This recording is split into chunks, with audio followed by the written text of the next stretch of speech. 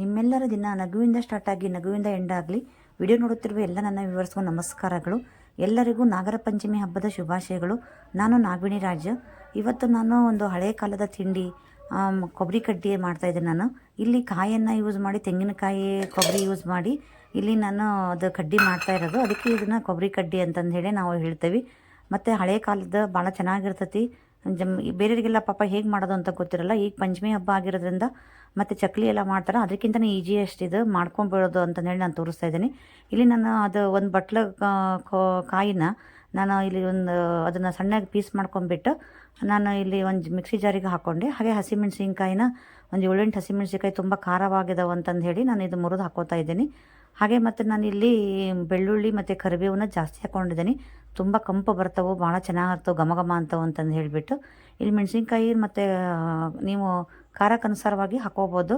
ಇಲ್ಲಿ ನಾನು ಜಾಸ್ತಿ ಖಾರ ಇರೋದ್ರಿಂದ ನಾನು ಒಂದು 8 ಹಾಕ್ಕೊಂಡಿದ್ದೀನಿ. ಮತ್ತು ಇಲ್ಲಿ ನಾನು ರುಚಿಗೆ ತಕ್ಕಷ್ಟು ಉಪ್ಪು ಹಾಕ್ಕೊತಾ ಇದ್ದೀನಿ. ಇದನ್ನು ಮತ್ತೆ ಆಮೇಲೆ ಹಿಟ್ಟು ಕಲಿಸ್ಕೊಳ್ಳೋಬೇಕಾದ್ರೂ ಹಿಟ್ಟನ್ನ ಟೇಸ್ಟ್ ನೋಡಿಬಿಟ್ಟು ನೀವು ಮತ್ತೆ ಹಾಕೋಬೋದು.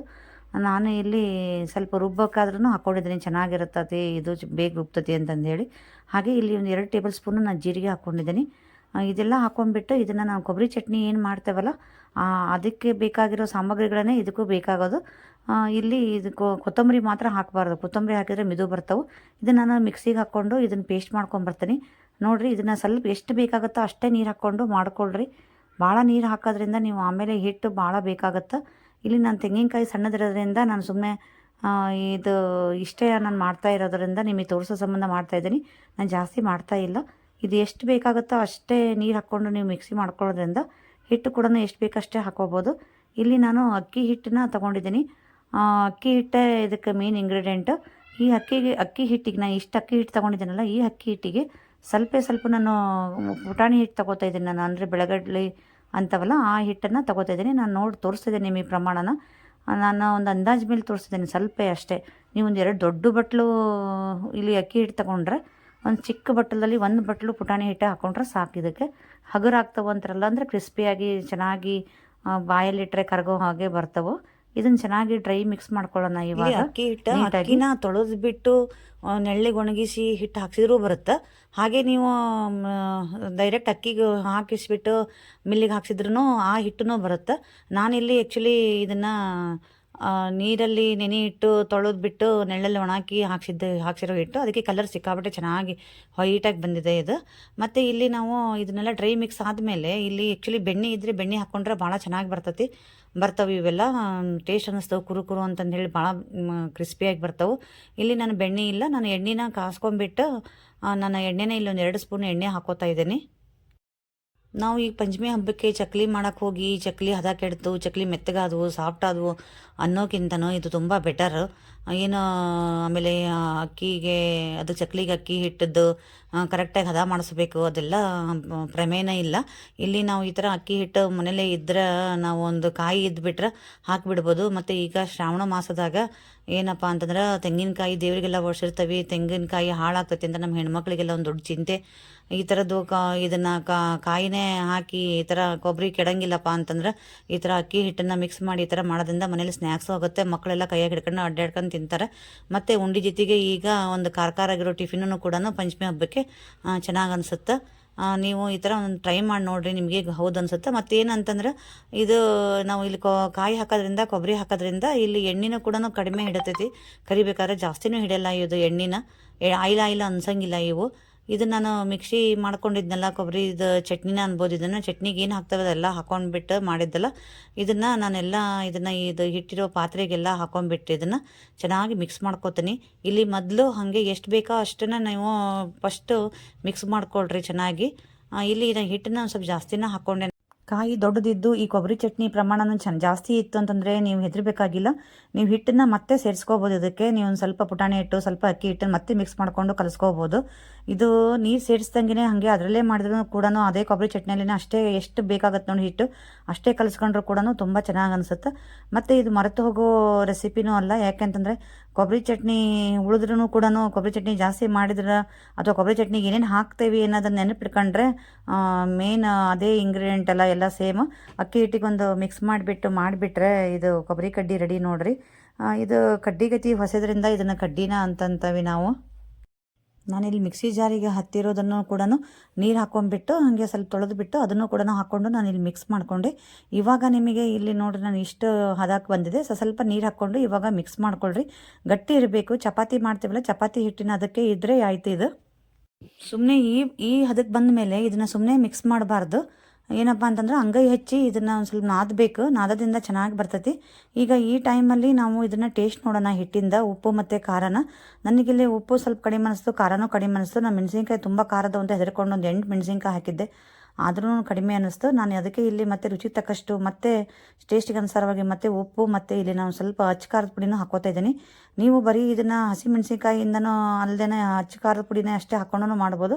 ಬಟ್ ಅಷ್ಟೊಂದು ಟೇಸ್ಟ್ ಆಗಲ್ಲ ಅಚ್ಚ ಖಾರದ ಪುಡಿದು. ಹಸಿಮೆಣಸಿನ್ಕಾಯ್ದು ಚೆನ್ನಾಗಿ ಅನಿಸ್ತವೆ. ಇಲ್ಲಿ ನೀವು ಅಚ್ಚ ಖಾರದ ಪುಡಿದು ಇದು ಹಸಿಮೆಣಸಿನ್ಕಾಯ್ದು ಇಲ್ಲಿ ಪೇಸ್ಟ್ ಇದ್ರೂ ಕೂಡ ಇಲ್ಲಿ ಹಾಕೋಬೋದು ನೀವು, ಖಾರ ಕಡಿಮೆ ಅನ್ನಿಸ್ದಾಗ. ನಾನಿಲ್ಲಿ ಹಸಿಮೆಣಸಿನ್ಕಾಯ್ದು ಖಾರ ಇರಲಿಲ್ಲ ಅಂತಂದೇಳಿ ಅಚ್ಚ ಖಾರದ ಪುಡಿ ಹಾಕೋತಿದ್ದೇನೆ. ಒಂದು 2 ಸ್ಪೂನ್ ಹಾಕ್ಕೊಂಡೆ ನಾನಿಲ್ಲಿ. ಈಗ ಇದನ್ನು ಚೆನ್ನಾಗಿ ಅಂಗೈ ಹಚ್ಚಿ ಚೆನ್ನಾಗಿ ಮಿಕ್ಸ್ ಮಾಡೋಣ. ನಾದನ ನಾವು ಹೆಂಗೆ ರೊಟ್ಟಿ ಮಾಡಬೇಕಾದ್ರೆ ರೊಟ್ಟಿ ಹಿಟ್ಟು ನಾದ್ತೇವಲ್ಲ ಆ ಟೈಪ್ ನಾದೋದ್ರಿಂದ ತುಂಬ ಚೆನ್ನಾಗಿ ಬರುತ್ತೆ ಇದು. ಹಸಿ ಖಾರ ಎಲ್ಲ ತಿನ್ನಂಗಿಲ್ಲಪ್ಪ ನಾವು ಅಂತಂದರೆ ಈ ಥರ ಅಚ್ಚ ಖಾರದ ಪುಡಿ ಹಾಕ್ಕೊಂಡು ಬೆಳ್ಳುಳ್ಳಿ, ಕರಿಬೇವು, ಜೀರಿಗೆ ಅದನ್ನು ಪೇಸ್ಟ್ ಮಾಡಿಕೊಂಡು ಕೂಡ ಇದನ್ನು ಹಾಕ್ಕೊಂಡು ಈ ಥರ ಮಿಕ್ಸ್ ಮಾಡ್ಕೊಂಡು ಮಾಡ್ಬೋದು. ಅದು ಚೆನ್ನಾಗಿ ಬರ್ತವೆ. ಬಟ್ ಇಷ್ಟೊಂದು ಟೇಸ್ಟ್ ಅನಿಸಲ್ಲ ಅಷ್ಟೇ.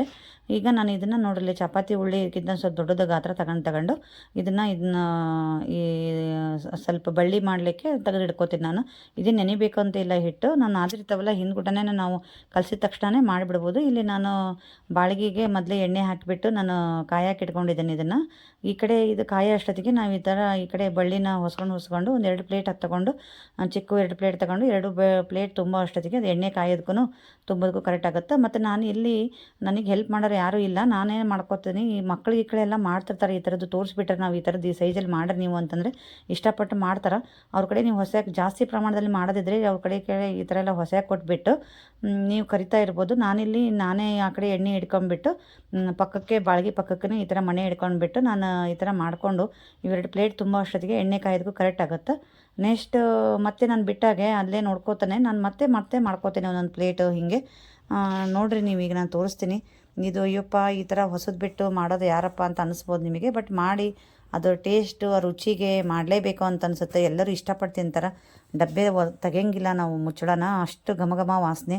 ಕರಿತಿರಬೇಕಾದ್ರೆ ಈ ಹಿಟ್ಟೆ ಇದೆಷ್ಟು ಘಮ ವಾಸನೆ ಬರ್ತಾಯಿದೆ. ಬೆಳ್ಳುಳ್ಳಿ, ಜೀರಿಗೆ ಮತ್ತು ಕರಿಬೇವು ಜಾಸ್ತಿ ಹಾಕಿದ್ರಿಂದ ತುಂಬ ಟೇಸ್ಟ್ ಅನಿಸುತ್ತೆ. ನೀವು ಇವಾಗ ಹೊಸದು ಬೇಜಾರು ಮಾಡ್ಕೊತೀರಿ ಕರೆ, ನೀವು ನೋಡಿಕೊಂಡು ಬೇಕಾದ್ರೆ ಒಂದು ಸಲ ಮಾಡಿರಿ. ನೀವು ಮಾಡಿದ ಮೇಲೆ ಅಲ್ವಾ ನಮಗೆ ಗೊತ್ತಾಗೋದು ಈಜಿನ ಕಷ್ಟ ಅಂತಂದೇಳಿ. ನಾನೊಂದು 2-3 ನಿಮಿಷದಲ್ಲಿ ಈ ಥರದ್ದು 2 ಪ್ಲೇಟನ್ನು ನಾನು ಮಾಡಿಕೊಂಡು ಹೊಸದು ಎತ್ತಿಡ್ಕೊಂಬಿಟ್ಟೆ ನಾನು. ತುಂಬ ನನಗೆ ಪ್ರಾಕ್ಟೀಸ್ ಇದೆ ಮತ್ತು ನನಗೇನು ಕಷ್ಟ ಅನ್ನಿಸ್ಲಿಲ್ಲ ಇದು. ನಿಮಗೂ ಅನಿಸೋದಿಲ್ಲ. ನೀವು ಮಾಡಿ ಟ್ರೈ ಮಾಡಿರಿ. ಇಲ್ಲಿ ಭಾಳ ಅಂದರೆ 3 ನಿಮಿಷ ಆಗಿರ್ಬೋದು ಅಷ್ಟೇ. ಅಷ್ಟಲ್ಲೇ ನಾನು 2 ಪ್ಲೇಟನ್ನು ನಾನು ಹೊಸ್ತಿಡ್ಕೊಂಬಿಟ್ಟೆ ನೋಡಿರಿ. ನಾನೀಗ ಇಲ್ಲಿ ಬಾಳಿಗೆಯಲ್ಲಿ ಎಣ್ಣೆನ ಚೆನ್ನಾಗಿ ಕಾದಿದೆ. ಇವಾಗ ನಾನು ಅದು ಎಷ್ಟು ಬೇಕಾಗುತ್ತೆ ನೋಡು ಅಷ್ಟನ್ನು ಬಿಡ್ಕೋತೀನಿ.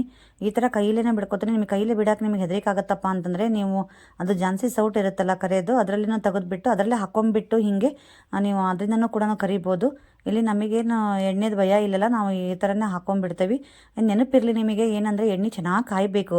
ಒಂದು ದೊಡ್ಡ ಫ್ಲೇಮ್ ಇಟ್ಬಿಟ್ಟು ಚೆನ್ನಾಗಿ ಕಾಯಿಸ್ಬಿಟ್ಟು ಮತ್ತೆ ನೀವು ಮೀಡಿಯಮ್ ಫ್ಲೇಮ್ ಮಾಡಿಬಿಟ್ಟು ಬಿಡಬೇಕು.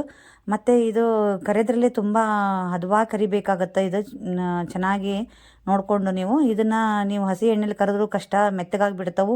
ಹಾಗೆ ಎಣ್ಣೆ ಚೆನ್ನಾಗಿ ಕಾಯಿಸ್ಬಿಟ್ಟು ಕರೆದ್ರೆ ಬೇಗ ಮೇಲ್ಗಡೆ ಹೊತ್ತಿಬಿಟ್ಟು ಒಳಗಡೆ ಹಾಗೆ ಹಸಿ ಹಿಟ್ಟು ಹಾಗೆ ಇರುತ್ತೆ. ಈಗ ನೋಡಿರಿ ನಾನು ಎಣ್ಣೆ ಚೆನ್ನಾಗಿ ಕಾಯಿಸಿದ್ನಲ್ಲ, ನಾನು ಈಗ ಮತ್ತೆ ಮೀಡಿಯಮ್ ಫ್ಲೇಮ್ ಮಾಡ್ಕೊಂಡೆ. ನಾನು ಇದನ್ನು ಈಗ ಬಿಡಬೇಕಾದ್ರೆ ಇದನ್ನು ನಾವು ಮತ್ತೆ ಪಟ್ಟಂತಂದು ಹೇಳಿ ಸ್ಪೂನ್ ಇಟ್ಬಿಡಬಾರ್ದು. ಇದು ಚೆನ್ನಾಗಿ ನೊರೆ ಬರ್ತಾ ಇದೆಯಲ್ಲ ಗುರುಬು, ಅದೆಲ್ಲ ನಿಲ್ಲಬೇಕು. ಅದು ನಿಂತ ಮೇಲೇ ನಾವು ಟರ್ನ್ ಮಾಡಬೇಕಾಗತ್ತೆ.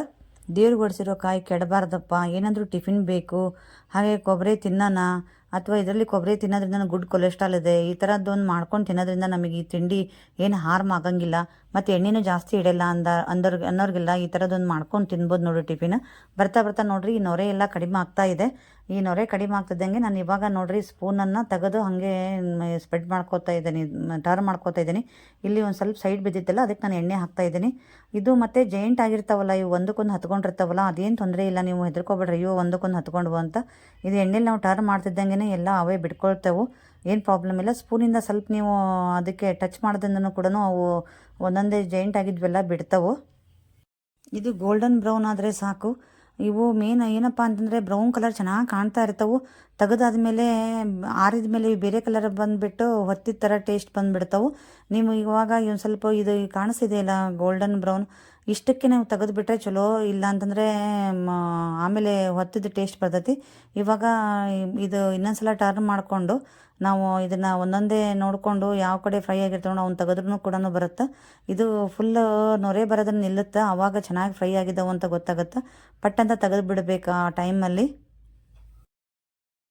ಯಾರಪ್ಪ ಇಷ್ಟು ಕಷ್ಟಪಡೋರು, ಇಷ್ಟೊಂದು ಲೆಂತಿ ಪ್ರೊಸೀಜರ್ ಅಂತಂದೇಳಿ ಅನ್ಕೋಬೇಡಿ. ಎಲ್ಲ ಸಿಗುತ್ತೆ ಮಾರ್ಕೆಟಲ್ಲಿ ಅಂತ, ಆದರೆ ಸಿಗ್ಬೋದು ಎಲ್ಲ ಮಾರ್ಕೆಟಲ್ಲಿ. ಬಟ್ ನಾವು ಮಾಡಿದ ಟೇಸ್ಟು ಸಿಗೋಂಗಿಲ್ಲ. ಮತ್ತು ಯಾವ್ದು ಎಣ್ಣೆನ ಹೆಂಗೆ ಹಾಕಿರ್ತಾರೋ ಮತ್ತು ಎಷ್ಟೊತ್ತು ಕರೆದಿರ್ತಾರೋ ಗೊತ್ತಿಲ್ಲ. ಇಲ್ಲಿ ನಮಗೆ ಗೊತ್ತಿರೋ ಎಣ್ಣೆನ ನಾವು ಚೆನ್ನಾಗಿ ಹಾಕಿಬಿಟ್ಟು ನಾವೇ ಮಾಡ್ಕೊಂಡು ತಿನ್ನೋದ್ರಲ್ಲಿ ಖುಷಿ ಮತ್ತು ಆರೋಗ್ಯನೂ ಕೂಡ ಇದೆ. ಅದಕ್ಕೆ ಟ್ರೈ ಮಾಡಿರಿ, ನೋಡಿರಿ ನೀವು ಹೇಗಿತ್ತು ಅಂತಂದೇಳಿ ಕಮೆಂಟ್ ಮೂಲಕ ತಿಳಿಸ್ರಿ. ನಿಮಗೆ ಇಷ್ಟ ಆದರೆ ಯಾವುದೋ ಒಂದು ಕಾರಣಕ್ಕೆ ಯಾವುದೋ ಒಂದು ವಿಷಯಕ್ಕೆ ನಾನು ಹೇಳಿರೋದು ನಿಮಗೆ ರೆಸಿಪಿ ಬಗ್ಗೆ ಆಯಿತು ಅಥವಾ ಇದು ಮಾಡಿರೋ ರೀತಿ ಬಗ್ಗೆ ಆಯಿತು ನಿಮಗೆ ಇಷ್ಟ ಆಯಿತು ಅಂತಂದರೆ ಪ್ಲೀಸ್ ಲೈಕ್ ಮಾಡೋದನ್ನು ಮರಿಬೇಡಿ. ಹಾಗೆ ಕಮೆಂಟ್ ಮಾಡಿ ಹೇಗಿತ್ತು ಅಂತಂದೇಳಿ ನಿಮ್ಮ ಫ್ರೆಂಡ್ಸ್ಗೆಲ್ಲ ಶೇರ್ ಮಾಡಿ.